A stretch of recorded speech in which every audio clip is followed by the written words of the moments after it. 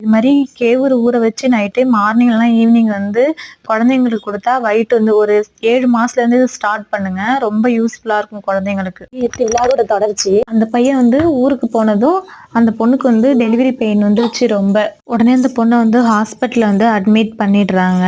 அந்த பொண்ணு அவங்க பேசினது பிபி ப்ரெஷர் ஏறி ரொம்ப டென்ஷன் ஆயிட்டு பேபியும் மூச்சு திணறல் வந்து ஆப்ரேஷன் பண்ணி உடனே எடுத்துருன்னு சொல்லிட்டாங்க.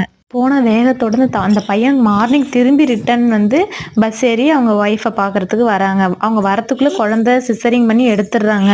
ஒரு பொண்ணுக்கு லைஃப்ல வந்து பிரசவத்துல வந்து கணவன் இருக்கணும். கண்டிப்பா அது ரொம்ப எல்லா பெண்களுக்குமே இருக்கும். இந்த விஷயத்த நான் எதுக்கு ஷேர் பண்ணேன்னா, இதுல பாதிச்சது அந்த பையன் மட்டும்தான். அந்த பையன், அந்த குழந்தை, அந்த பொண்ணு, அந்த பையனோட அப்பா அம்மா தங்கச்சி எல்லாருமே ஹாப்பியா இருக்காங்க இதை பத்தி கவலைப்படாம.